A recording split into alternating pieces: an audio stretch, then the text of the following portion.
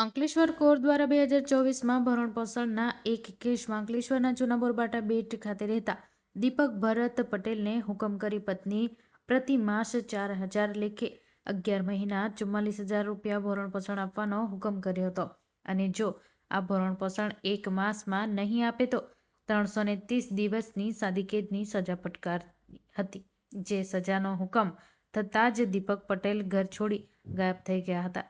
પરિવાર પણ જાણતા હોવા છતાં તે ગુમ થયો હોવાની ફરિયાદ અંકલેશ્વર શહેર એ ડિવિઝન પોલીસ મથકે નોંધાવી હતી. છેલ્લા 1 વર્ષથી ગુમ થયો હોવાના ઓઠા હેઠળ દમણ, વડોદરા, મુંબઈ સહિત શહેરમાં ફરતો રહ્યો હતો અને કોઈને જાણ કર્યા વગર પરિવારને મળવા માટે આવી જતો હતો.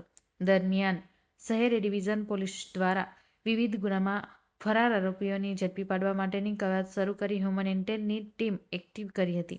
દરમિયાન શહેર પોલીસ મથકે ગુમસુદા અને ભરણપોષણ કેસમાં સજાથી બચવા નાસ્તા ફરતા દીપક ભરત પટેલ જૂના બોરબાટા ગામ ખાતે આવ્યો હોવાની ચોક્કસ માહિતી મળી હતી. જે માહિતી આધારે શહેર એ ડિવિઝન પોલીસ દ્વારા બોરબાટા ગામ ખાતે ઝડપી પાડ્યો હતો અને કોર્ટના હુકમ આધારે 330 દિવસ સાદી કેદની સજા માટે સબ જેલમાં મોકલી આવ્યો હતો.